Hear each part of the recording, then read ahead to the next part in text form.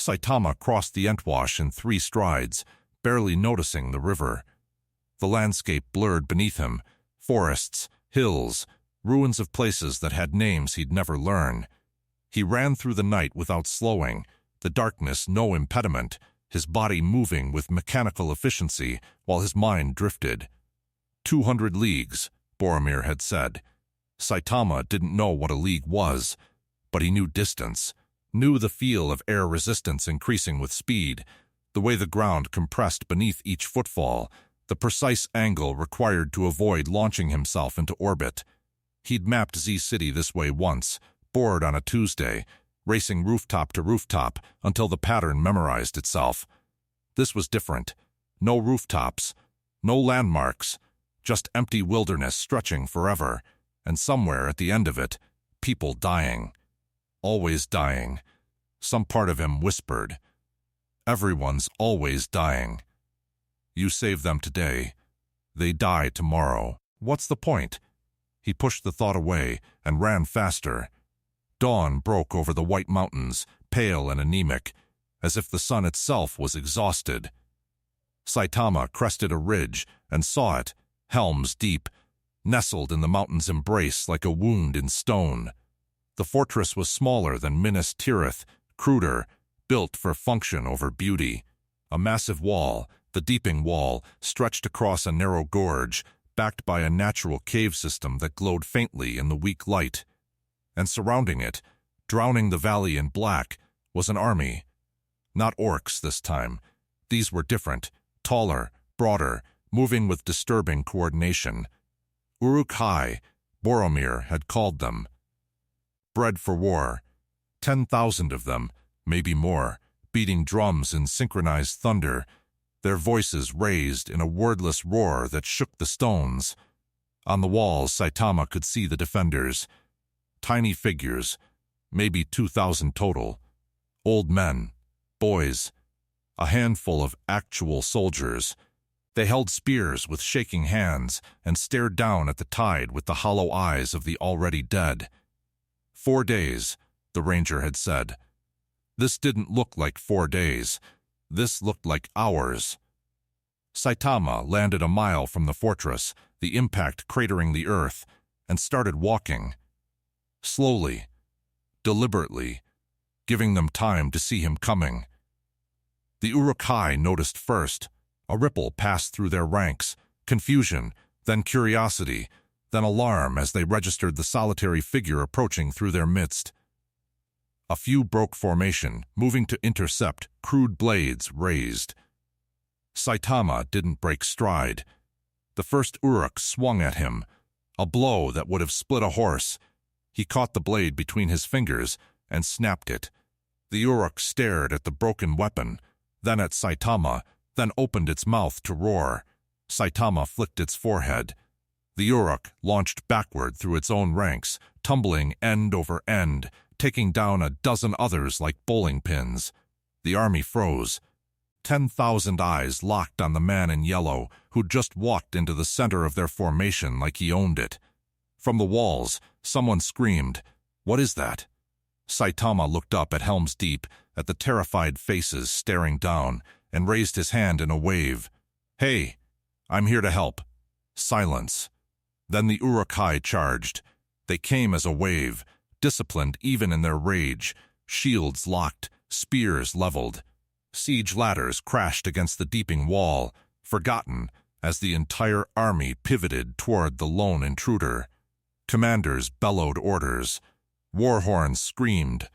The earth shook under the weight of their advance. Saitama sighed, cracked his knuckles, and went to work. What followed wasn't a battle.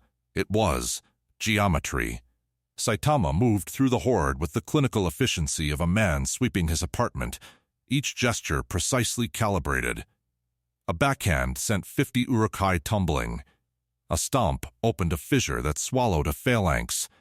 A clap generated a shockwave that flattened siege equipment and scattered attackers like leaves. He wasn't trying to kill them, not entirely, just disable, remove from the equation. The distinction mattered to him in ways he couldn't quite articulate. These things were bred for war, maybe, but they still bled, still felt pain, and Saitama had spent too many years as a hero to cross certain lines without hesitation, but lines were negotiable when people were dying. An Uruk captain, massive, scarred, wielding a blade the size of a man, crashed through its own troops and swung at Saitama's head. The blow was perfect, timed, angled, meant to exploit the half-second gap when Saitama was mid-motion against 3 other attackers. The blade shattered on his skull. Saitama grabbed the captain by the throat, lifted it effortlessly, and looked into its yellow eyes. Saw intelligence there. Hate, yes, but also fear. The thing knew it was going to die. "Who sent you?" Saitama asked. The captain snarled something in a language he didn't know. Right. Language barrier. Saitama tossed it aside, gently, by his standards, and the captain flew 200 yards before crashing into a siege tower. Anyone speak English? Common? Whatever they call it here? An Uruk with white handprint on its armor stumbled forward, bleeding from a dozen wounds. When it spoke, the words were broken, but comprehensible. Saruman sends us, the White Hand, will drown the Horse Lords. Why? Because they refuse to kneel. The Uruk's grin was bloody, and kneeling is all that remains. Saitama looked at it for a long moment. Then he looked at the army, 9,000 Uruk-hai still standing, weapons raised, eyes burning with manufactured hate. Born for this. Bred to kill and die and never question why. They're victims too, he realized with uncomfortable clarity. Just weapons. Like me. The thought settled cold in his gut. "I'm giving you one chance," he called out, his voice carrying across the valley. "Leave. Go home. Find something else to do. Anything else. Just stop trying to kill these people." Laughter. Jeering. 1,000 voices raised in mockery. One Uruk captain, bolder or stupider than the rest, stepped forward. "The half-dead thing offers mercy? We are Uruk-hai. We do not flee. We do not surrender. We fight until..." Saitama moved. He crossed the distance in a blink, grabbed the captain by its armor, and threw. Not toward the walls, not into the army. Up. The Uruk sailed skyward, screaming, disappearing into the clouds, its arc carrying it miles away before gravity reclaimed it somewhere in the White Mountains. Saitama turned back to the army. "Anyone else?" 9,000 Uruk-hai stared at him. Then they ran. Not organized, not disciplined, just pure animal panic, a rout born from the sudden, terrible understanding that they were prey and the predator was bored of playing. They trampled each other in their haste to escape, abandoning weapons, armor, even wounded comrades. Within minutes, the valley was empty save for the debris of a siege cut short. On the walls, men stared in stunned silence. Saitama scratched his head and walked toward the gate. "Can someone let me in?" "I think we should talk about..." "Open the gates." The command came from a figure on the battlements, armored, crowned, holding a sword that gleamed even in the weak light. The voice was strong despite age. "Open them now. The Valor have sent their champion." Oh God, Saitama thought. Not this again. The gates groaned open. Soldiers poured out, not to fight but to see, forming a corridor of stunned faces as Saitama walked through. At the courtyard center stood the figure from the walls, older than Boromir, white-haired, face carved by decades of command. A king, Saitama realized. This was a king. Thodin, Lord of the Mark, descended the steps slowly, his movements stiff with old wounds. When he reached Saitama, he did something unexpected. He knelt. "My lord," Thodin said, his voice rough with emotion. "Rohan is saved. The Valar have not forsaken us. I'm really not. Your name, Lord. Grant us your name, that we might sing it in our halls." Saitama looked at the king kneeling in the mud, at the soldiers weeping with relief, at a teenage girl, no, a woman, armored, blonde, staring at him with desperate hope, standing behind Thodin like a guardian. "Saitama," he said quietly, "just Saitama." Saitama. Thodin rose, testing the foreign syllables. A strange name, but then, these are strange days. He extended his hand, not imperial, but soldier to soldier. I am Thodin King, and Rohan owes you a debt that can never be repaid. Saitama shook the offered hand, careful not to crush it. You don't owe me anything. I was in the neighborhood. You crossed 200 leagues in a single night to save a kingdom you had never heard of. The king's eyes were shrewd despite their weariness. That is not in the neighborhood. That is heroism. It's just what you do. No, the blonde woman said, stepping forward. Her voice was steel wrapped in silk. It is what heroes do. And we have been starved of heroes for too long. She placed a fist over her heart in salute. I am Owen, niece to the king. The Mark will not forget this. Saitama nodded awkwardly. Cool. So, Minas Tirith is also in trouble. I should probably head back before. Gandalf warned us of Gondor's plight, Thodin interrupted. And now I understand why. The Dark Lord moves against the White City, while Saruman struck here. A coordinated assault meant to break both kingdoms before either could aid the other. His jaw tightened. We will ride to Gondor's aid, 6,000 spears. But we need time to muster, and the road is long. How long? 3 days to gather the muster, 3 more to reach the Pelennor. Thodin's expression darkened. Can Gondor hold 6 days? Saitama thought of Boromir, of Denethor's madness, of the walls that had already been burning when he left. I don't know, but I need to get back and find out. Then go with our blessing. Thodin gripped his shoulder, a king's grip, meant to convey weight and gratitude. When the horns of the Rohirrim sound at dawn, know that we ride because you gave us the chance. Whatever comes, Rohan remembers. Saitama met his eyes and saw something he recognized. Exhaustion. The bone-deep tiredness of a man who'd been holding a line too long with too little. A mirror of every hero who'd ever wondered if they mattered. You would have held, Saitama said quietly. Even without me. You were already fighting. Thodin's smile was small and sad. Perhaps, but now we believe we can win. And sometimes, that makes all the difference. Saitama turned to leave, then paused. The White Wizard. Saruman. Should I? No. Gandalf's voice rang across the courtyard like a bell, and the wizard stepped from the shadows of the keep, robed in white, staff gleaming, eyes sharp as cut glass. He looked wrong, different from the vague description Boromir had given. Newer, somehow. Saruman is contained. Orthanc is sealed, and the traitor's power broken. You are needed elsewhere. Saitama studied him. You're the one who sent the hobbit, I am, and Frodo yet lives, though his path grows darker with every hour. Gandalf approached, his gaze assessing. You are an anomaly, Saitama. A variable no prophecy foresaw.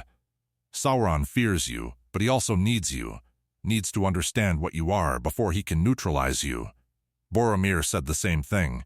Boromir is wise. Gandalf leaned on his staff, and for a moment the wizard looked as tired as Thodin. The Dark Lord is ancient, and cunning beyond mortal ken. He will set traps for you, temptations tailored to your nature. You refused him once, can you refuse him again? And again? Can you remain incorruptible when he offers you the one thing you crave above all else? And what's that? Challenge. The word fell like a stone. Sauron can give you eternal war, Saitama. Endless opponents scaling to match your strength. A purpose carved from conflict. But the cost? Gandalf's eyes burned. The cost is the world itself. Can you refuse that bargain? Forever? Saitama thought about the Avatar's offer, about the moment he'd hesitated, about the emptiness that had carved him hollow years before he'd ever heard of Middle-earth. I don't know, he admitted, but I'll figure it out when it happens. See that you do. Gandalf straightened. Now go. Minas Tirith needs you. And when the final battle comes, When the Black Gate opens and the last alliance marches to its doom, you may be the only reason any of us survive. No pressure, then. None at all. The wizard's smile was grim. Safe travels, champion. Try not to break the world on your way. Saitama nodded and walked to the valley's edge. Crouched.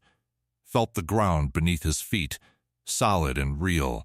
Thought about Gondor burning, Sauron planning, and a hobbit somewhere in Mordor's shadow trying to destroy a ring that corrupted gods. Just another day, he told himself. Just another weird day in a weird place where I don't belong. He jumped. The sonic boom shattered half the remaining windows in Helm's Deep, and in the silence that followed, Thodin turned to Gandalf. Can he truly stand against the Dark Lord? I don't know, the wizard said quietly. But for the first time in 3,000 years, Sauron doesn't know either.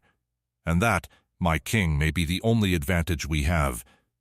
Saitama saw the smoke before he saw the city. It rose in pillars that clawed at the sky, thick and black, the kind of smoke that came from more than wood burning. He pushed himself faster, the landscape blurring beneath him, and when Minas Tirith finally came into view, his stomach dropped. The siege had intensified. The Pelennor was a sea of fire and iron. Hundreds of siege towers crawled toward the walls like malignant beetles. Catapults hurled burning pitch in arcs that painted the darkness orange. The outer wall, the Ramus Eker, was completely overrun now, its ruins swarming with orcs who used the shattered stone as cover for their advance. And beyond them, still pouring from the Black Gate like a hemorrhage, came more. Trolls dragging battering rams, Easterlings in scale armor. Things that defied easy classification, twisted, corrupted, burning with unnatural life. And the city was answering. Arrows fell like rain from the walls. Catapults on the upper levels returned fire, their payloads crushing siege engines, scattering formations. But for every enemy felled, 10 more took their place. The mathematics were brutal and simple. Gondor was bleeding out, and the wound was too deep to stanch. Saitama landed on the 6th level's rampart hard enough to crack the stone. Soldiers jerked around, weapons raised, then sagged with relief when they recognized the yellow jumpsuit. "Where's Boromir?" he demanded. "3rd level, Lord." A young guard pointed with a shaking hand. "The gate. They're at the gate." Saitama didn't wait to hear more. He jumped down level by level, bypassing stairs, crashing through parapets, until he hit the plaza before the great gate. What he found there stopped him cold. The gate was holding. Barely. Massive, reinforced with iron and ancient spells, it shuddered under the impact of a battering ram the size of a house. Grond. Someone was screaming. Grond. Grond. Each strike sent shockwaves through the courtyard, and the stone around the gate's frame was beginning to crack. Boromir stood at the gate's base with maybe 200 soldiers, their shields locked, faces set in the grim acceptance of men about to die, buying time. He was shouting orders, "Rally here, archers there, hold this position, die well," when he saw Saitama. Relief and desperation warred on his face. "You're back. Thank thee, another impact." Stone dust rained down. "We can't hold. The gate will break, and when it does—" "Where's your father?" Boromir's expression darkened. "The White Tower, with the Palantir. He's given up, Saitama. He ordered a retreat to the Citadel, told the men to abandon the lower levels. I countermanded him." His voice cracked.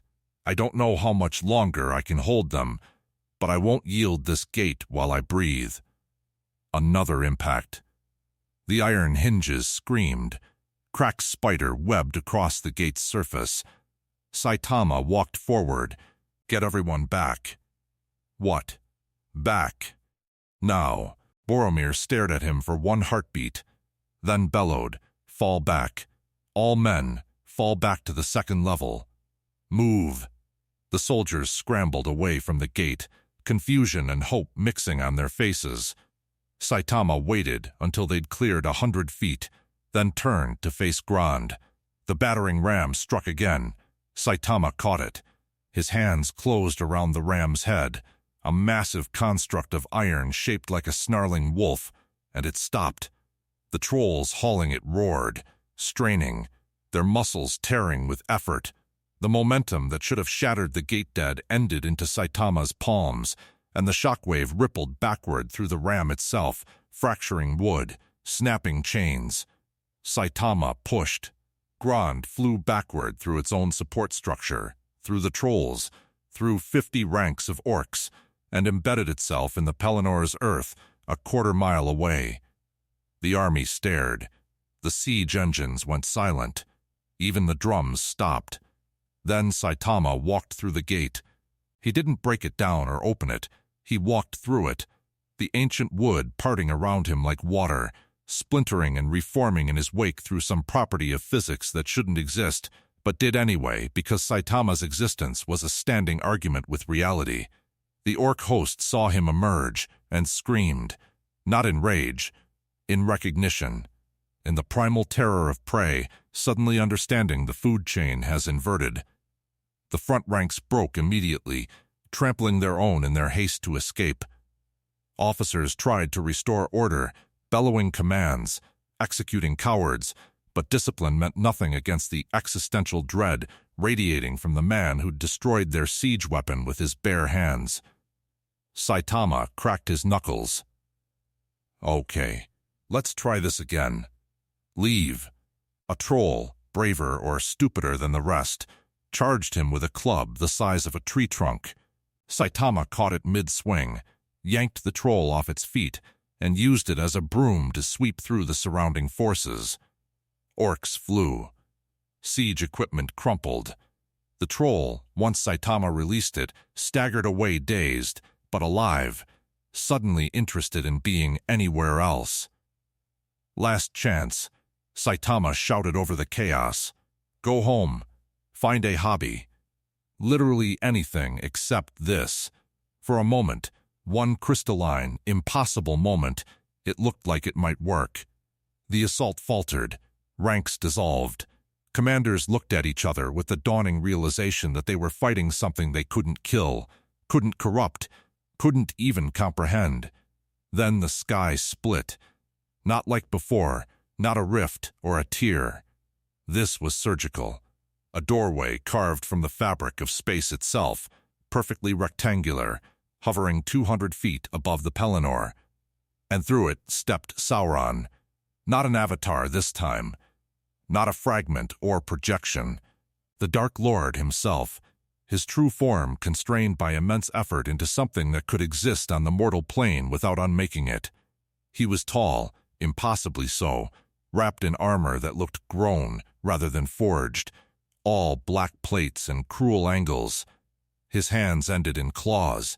His face was shadow within shadow, save for the eyes, burning gold, ancient and terrible, holding the weight of ages.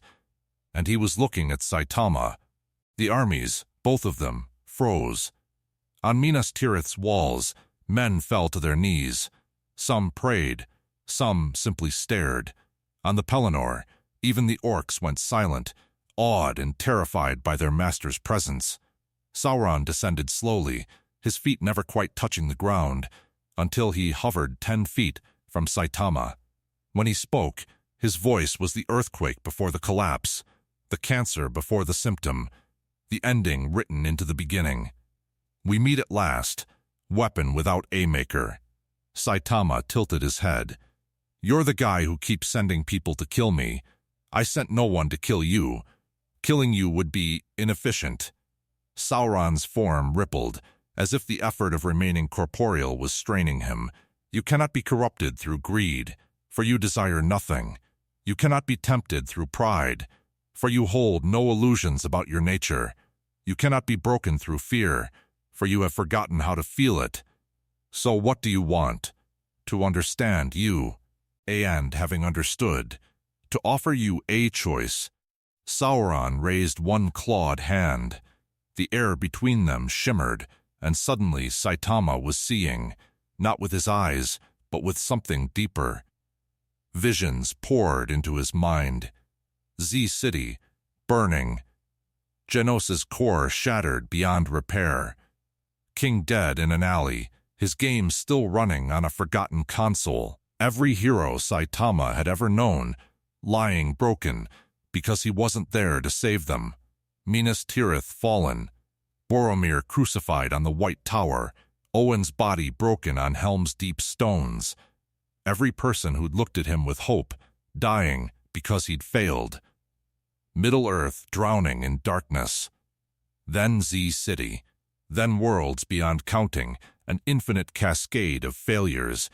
Because Saitama was powerful, but finite, and the universe was vast, and he couldn't save everyone. "This is your future," Sauron said, and his voice was almost gentle. "Not because I will it, because it is inevitable. You cannot be everywhere. You cannot protect everything. Eventually, someone you care about will die while you are occupied elsewhere. And then another, and another, until the weight of your failures crushes even your hollowness." The visions faded. Saitama's fists were clenched, his jaw tight. "Unless," Sauron continued, "you accept my offer. Serve me, become the avatar of my will, and I will give you the one thing your power lacks, omnipresence. Through my ring, through the network of my dominion, you will be everywhere at once.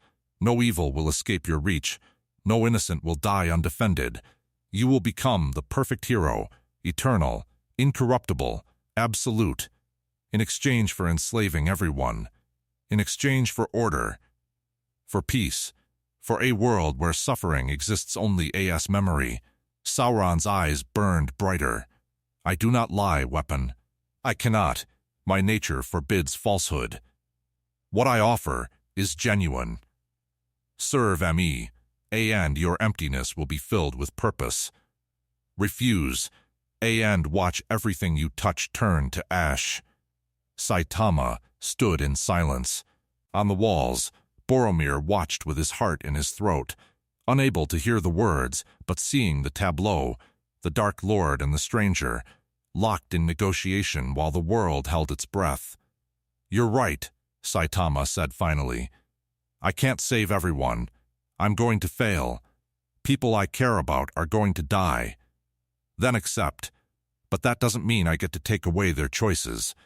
Saitama looked up, meeting those burning eyes without flinching. "You're offering me a world where nobody suffers, because nobody gets to choose. Where I'm the perfect hero, because I'm also the perfect tyrant. And maybe that would fill the hole inside me. Maybe I'd finally feel like I matter."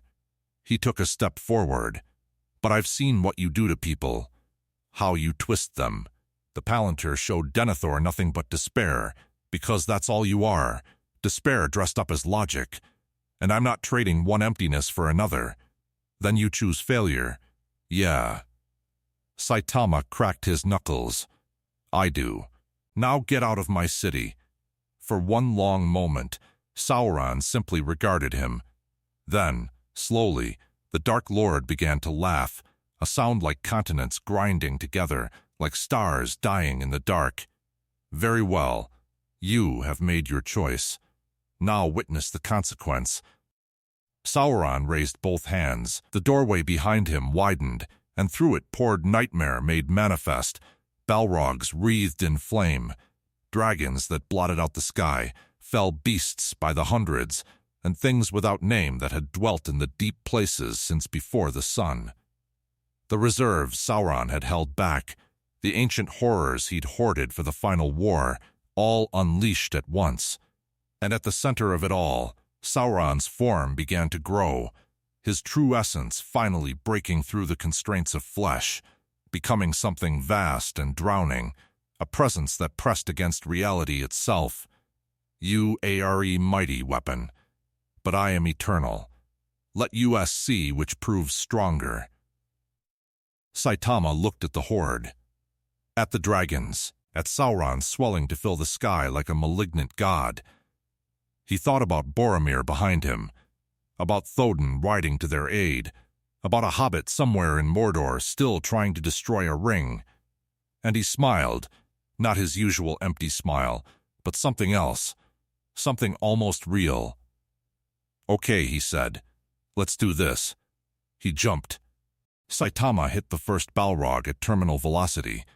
The demon was ancient, older than the mountains, wreathed in fire and shadow, wielding a whip that had cracked over the backs of slaves when Morgoth still walked the earth. It saw Saitama coming and laughed, a sound like volcanic eruption, raising its sword to meet this presumptuous insect. Saitama's fist connected with its face. The Balrog disintegrated. Not died, not fell, simply ceased to exist as a coherent entity, its flames scattering like startled birds, its essence unraveling across 3 dimensions. The shockwave from the impact rolled outward in a perfect sphere, catching 2 more Balrogs mid-flight and slamming them into the Pelennor hard enough to glass the earth. Saitama landed in a crouch and immediately launched himself at the nearest dragon. It was massive, wingspan the length of 3 houses, scales black as midnight, eyes burning with malevolent intelligence. It saw him coming and inhaled, preparing to bathe the entire lower city in fire. Saitama punched through its skull from jaw to crown. The dragon folded around his fist like paper, momentum carrying both of them through the air until they crashed into a siege tower. The structure exploded. The dragon thrashed once, twice, then went still. Saitama extracted his hand and kicked off the corpse toward the next target, not waiting to see if it was dead. There were too many, moving too fast, and every second wasted was another chance for something to reach the walls. "This is different," some analytical part of his mind noted. "These things are tougher. Not enough to hurt me, but enough that I have to actually try." A fell beast dove at him, claws extended. He caught it mid-flight, used its momentum to redirect into a pack of orcs, then leapt off its back toward a cluster of 3 Balrogs advancing in formation. They saw him coming, coordinated their assault, whips lashing from 3 angles simultaneously, a trap meant to bind and burn. Saitama clapped. The shockwave tore the whips apart, scattered the flames, and sent all 3 Balrogs tumbling. He followed through with a spinning kick that caught the first one in the ribs, launching it skyward. It arced over Minas Tirith and came down somewhere in the White Mountains. The other 2 tried to retreat, too slow. Saitama was between them, fists blurring. 1-2, left-right, combinations he'd practiced 10,000 times in Z City against monsters that fell after the first punch. Here, the Balrogs took 3 hits each before their forms destabilized. The 4th hit sent them spiraling into the orc ranks below, crushing hundreds. On the walls, men watched in silence that bordered on religious awe. They'd thought themselves doomed, thought the appearance of Sauron himself meant the end. Now they watched a single warrior carve through the Dark Lord's ancient reserves like a farmer harvesting wheat, and something long dead stirred in their chests. Hope. Boromir felt it spreading through the ranks like fire, saw soldiers straightening, saw old men reaching for weapons they'd set down in despair. He grabbed the nearest captain by the shoulder. "Now, while he holds them, sortie the cavalry. Hit their flanks. We end this today. But my lord, they still outnumber us 22. They outnumber a corpse. That man down there is a storm." Boromir's eyes blazed. "We either fight beside him and live as heroes, or we cower here and die as footnotes. Choose." The captain stared at him, then at Saitama, who was currently using a troll as an improvised hammer to beat back a wave of orcs. Then he grinned, wild and desperate and alive, and raised his horn. The gates of Gondor opened. 3,000 cavalry poured out, nowhere near enough, but they charged anyway, screaming war cries that hadn't been heard in a generation. They hit the orc flanks like a blade, and suddenly the enemy was fighting a 2-front war, Saitama ahead, Gondor behind, and no escape between. The tide began to turn. But Sauron was not idle. The Dark Lord hung above the battlefield like a malignant star, his form still expanding, pressing against the constraints of physical law.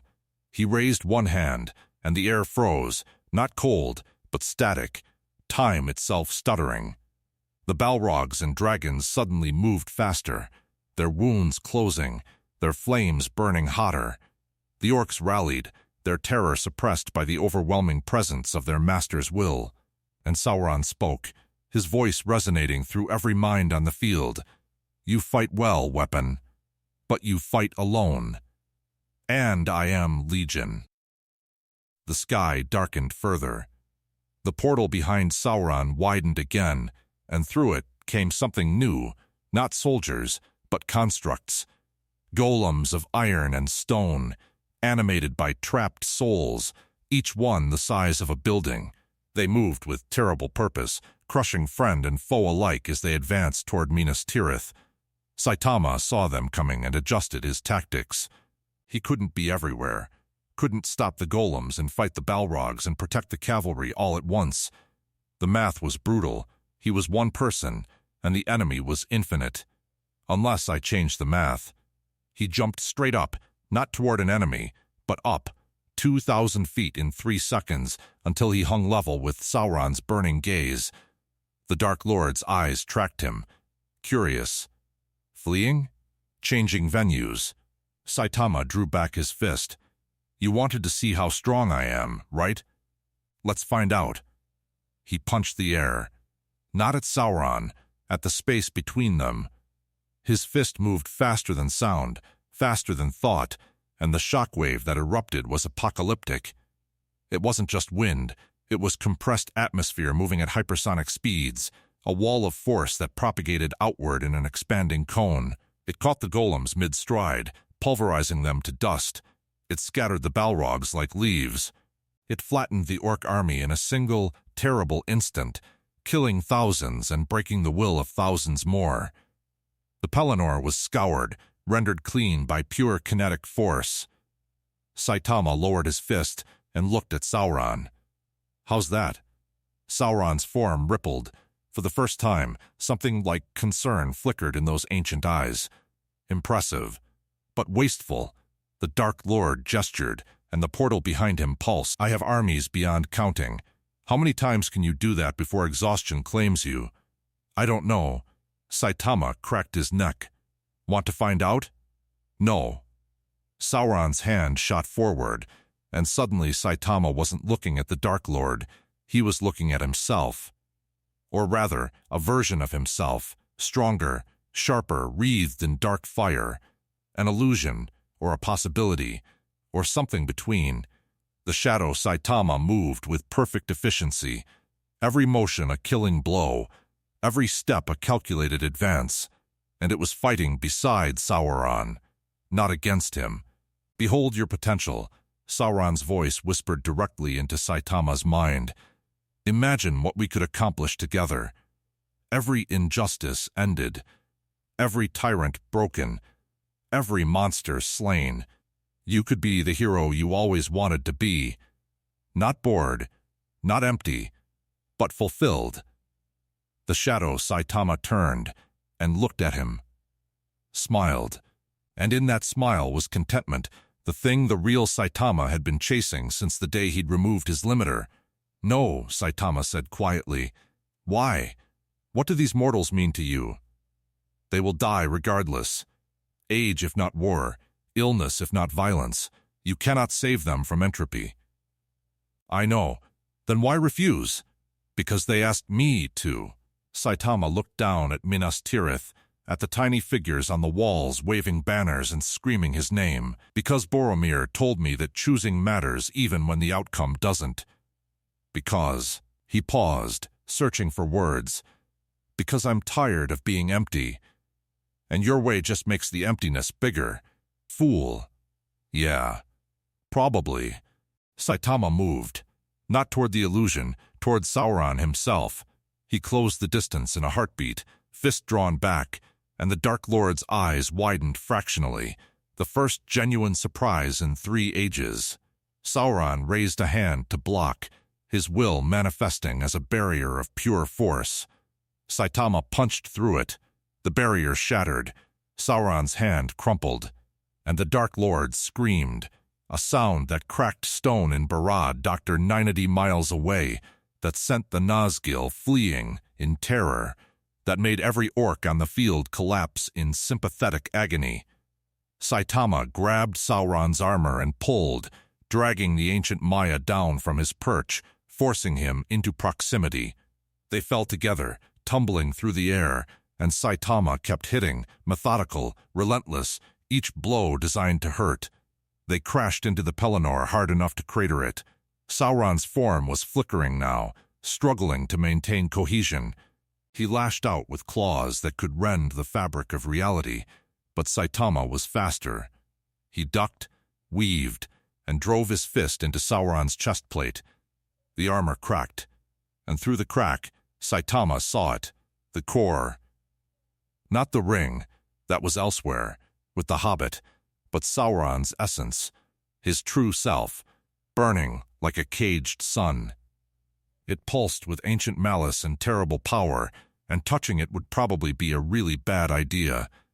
Saitama punched it anyway. The impact was wrong. Not physical, metaphysical.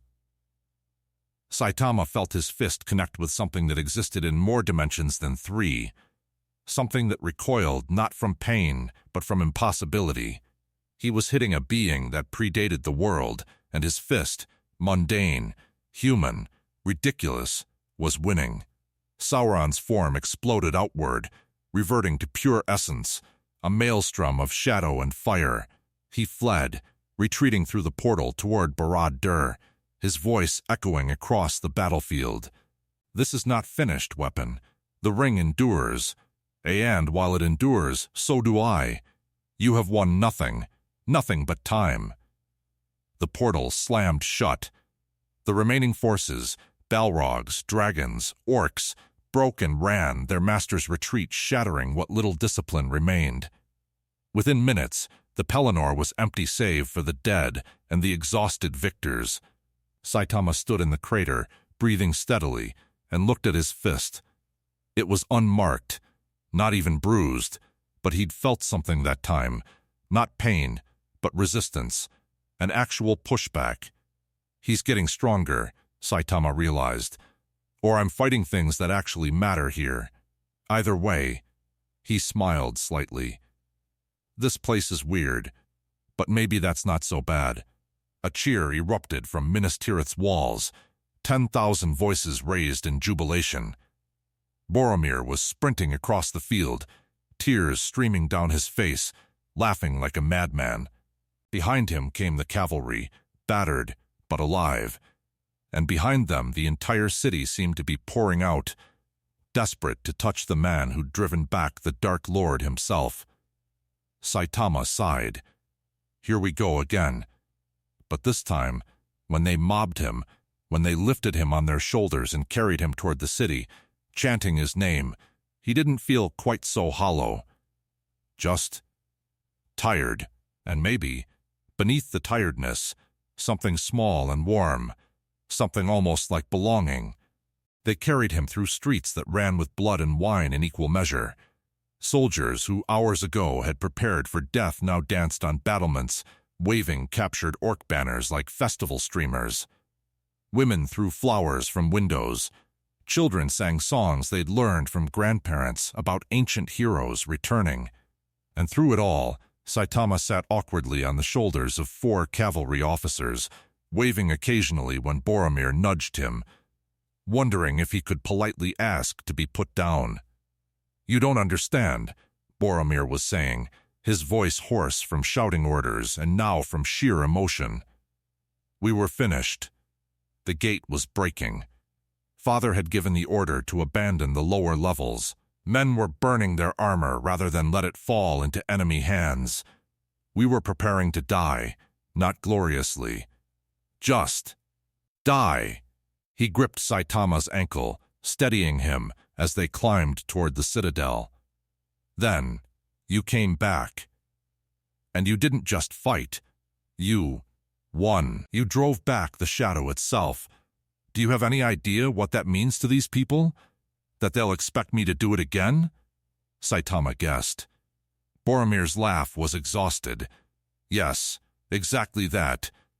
Welcome to heroism, where every victory raises the bar for the next. They reached the 6th level as dusk fell, or what passed for dusk, under the retreating darkness. The clouds were thinning, shredding, and through the gaps Saitama could see actual stars. The crowd began to disperse, soldiers returning to their posts, citizens to their homes, everyone moving with the careful optimism of people who'd forgotten what hope felt like. Only Boromir remained, his expression shifting from elation to something heavier. He looked up at the white tower, its peak lost in the lingering gloom, and his jaw tightened. "I need to check on Father," he said quietly. "He'll want a report." Or, he trailed off, but Saitama heard the unspoken worry. "Want me to come?" "No. This is family business." Boromir managed a tired smile. "Rest. Eat. You've earned it. I'll find you afterward." He left before Saitama could argue. The hero watched him go, shoulders squared despite exhaustion, hand resting on his sword more from habit than need, and felt that small, warm thing in his chest twist uncomfortably.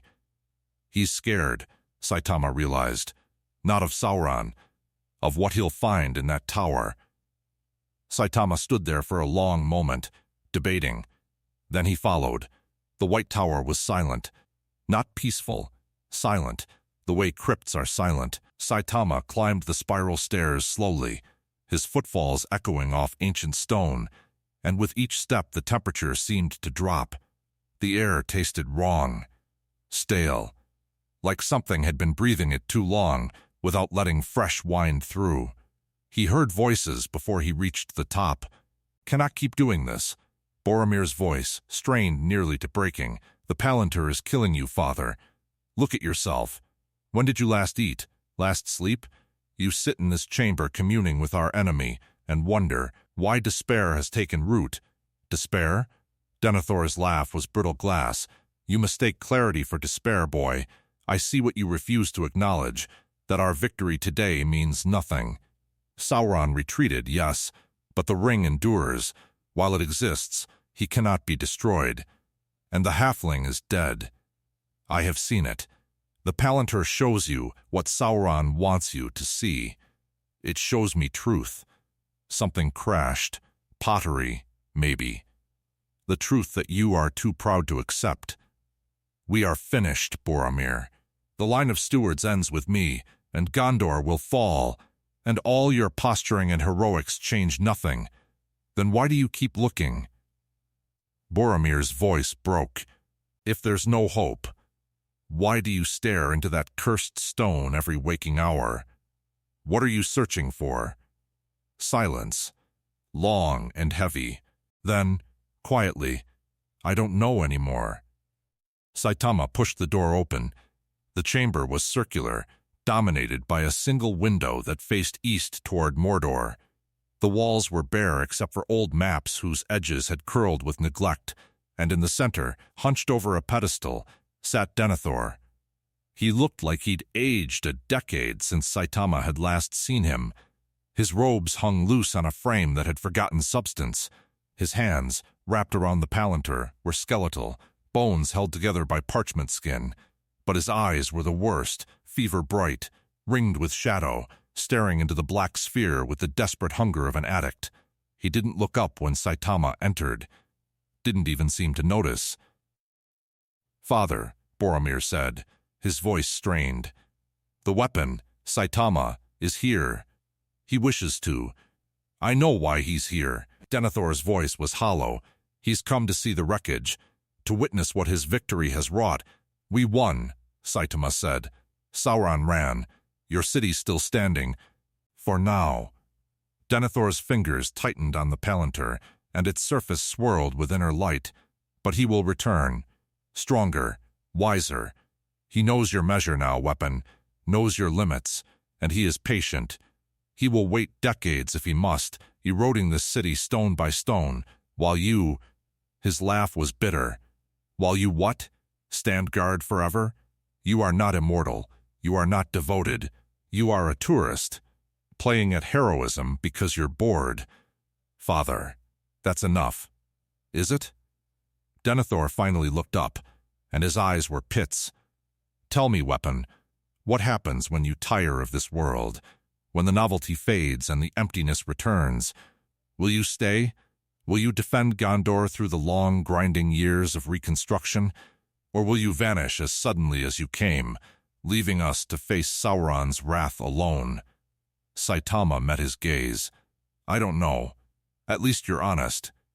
Denethor's attention returned to the Palantir, more honest than the wizard, with his talk of hope and providence. More honest than my son, who still believes in fairy tales. His voice dropped to a whisper. The stone shows me the truth.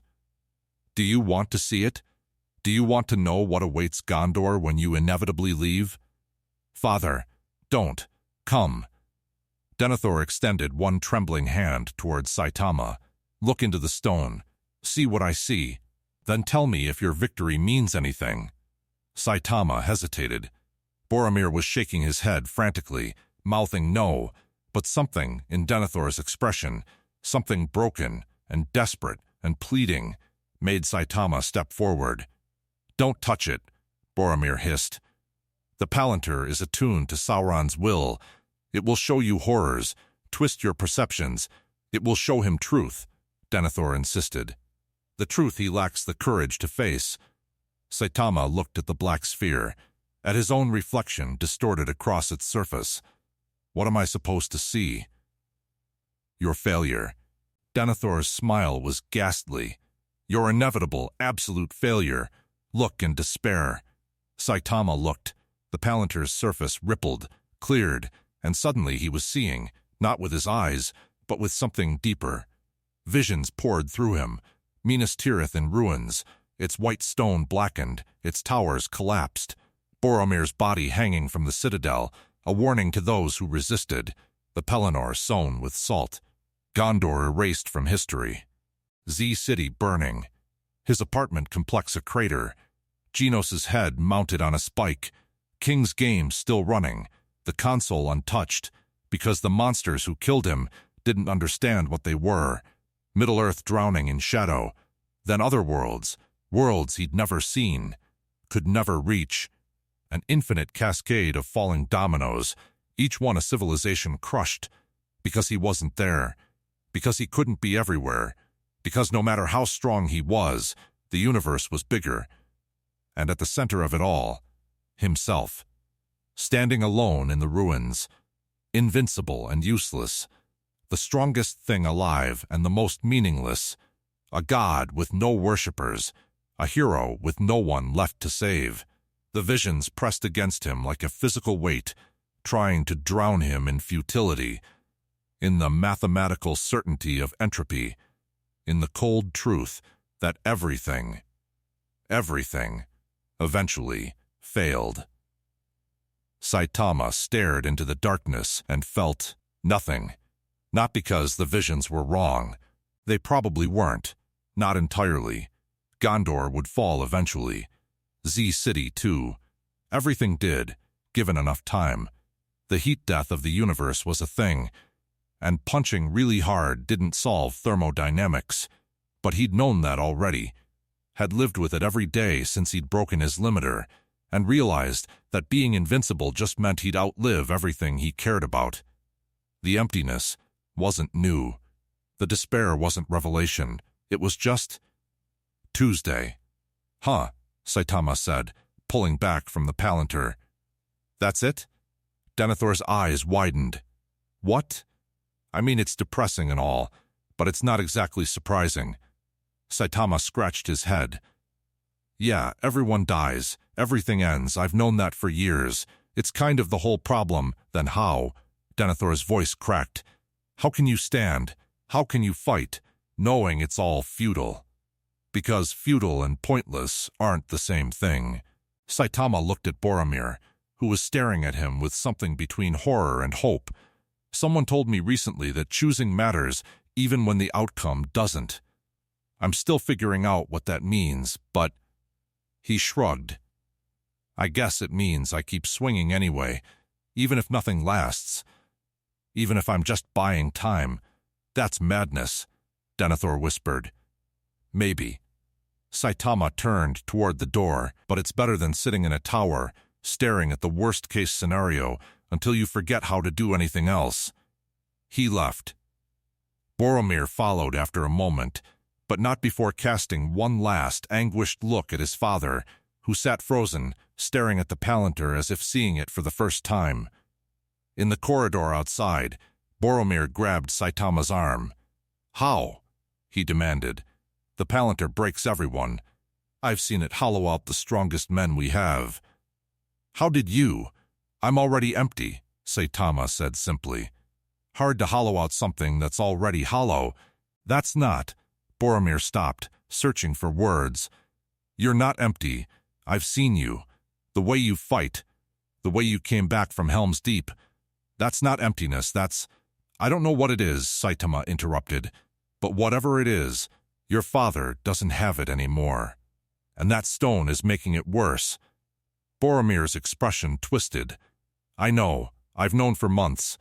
But he won't let it go. He can't.